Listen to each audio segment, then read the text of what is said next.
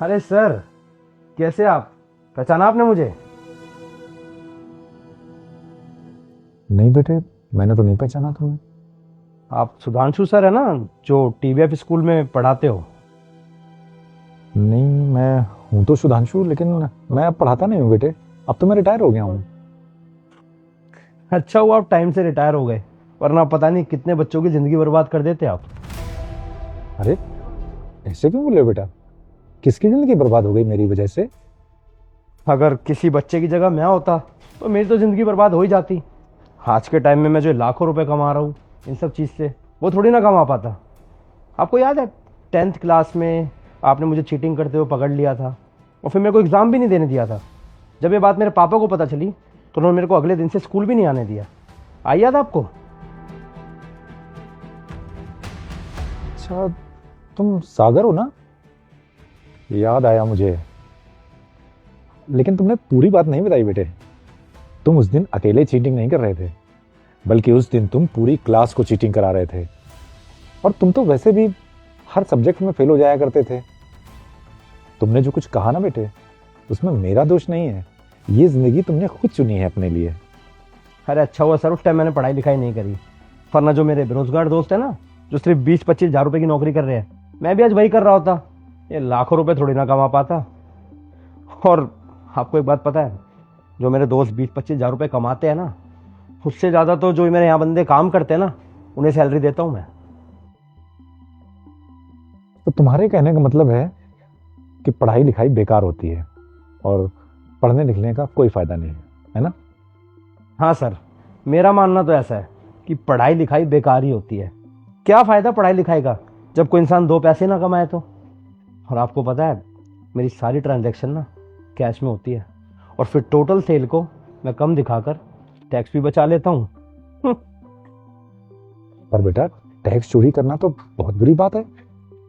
लेकिन अरे सर, ये ना ज्ञान किसी और को देना।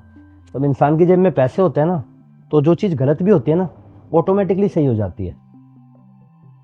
कमाल है बेटे, इतना अरसा बीत जाने के बाद और इतना सब कुछ होने के बाद भी तुम अभी भी वैसे के वैसे ही हो, बिल्कुल नहीं सुधरे।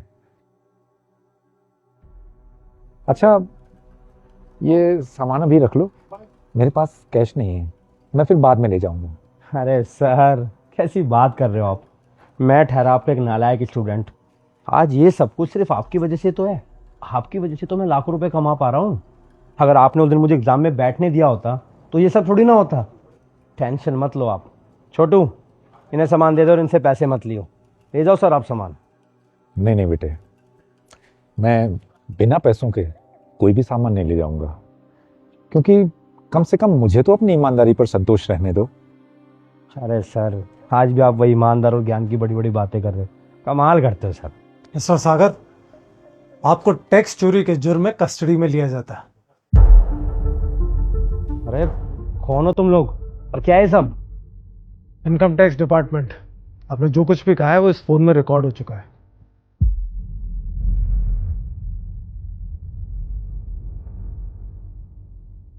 सर, आप ये लो, और जो भी मैंने बोला वो सब भूल जाइए। और रही बात इस वीडियो की, इसे डिलीट कर देना। ये रखिए। आप मुझे रिश्वत देने की कोशिश कर रहे हैं? एक ऑफिसर को ऑन ड्यूटी रिश्वत देने की सजा जानते हैं आप? लगता है आपका दिमाग के साथ साथ याददाश्त भी कमजोर है। आपने मुझे पहचाना नहीं। मैं आप ही का क्लासमेट हूं, मुझे भी सुधांशु सर ने पढ़ाया है। तुम्हें देखते ही पहचान गया था बेटे, और तुम्हें देखकर मुझे बहुत खुशी हो रही है कि तुम इतने काबिल इंसान बन गए हो। सब आपका आशीर्वाद है सर। खुश रहो बेटे, हमेशा खुश रहो। सर प्लीज़ मुझे माफ़ कर दीजिए। वो बस मैं थोड़ा सा घबरा गया था तो कुछ समझ नहीं आया, तो बस सर ये पैसे आपको मैंने निकाल के दे दिए। सर अब से मैं सारा टैक्स भर दूंगा। Sir please sir. अब टैक्स जेल में जाके भरना, ठीक है? अगर आपने अच्छे से पढ़ाई की होती तो आपको ये पता होता कि बिजनेस चलाने के लिए क्या क्या चीज़ें ज़रूरी है, और उसमें सबसे ज़रूरी है इनकम टैक्स भरना। सोरा, पुलिस डिपार्टमेंट को इन्फॉर्म करो, ये शॉप सील करो और इनकी फाइल बनाओ। आइए अपने डॉक्यूमेंट्स दिखाइए। सर आप आइए, सर आप आप बाहर आइए।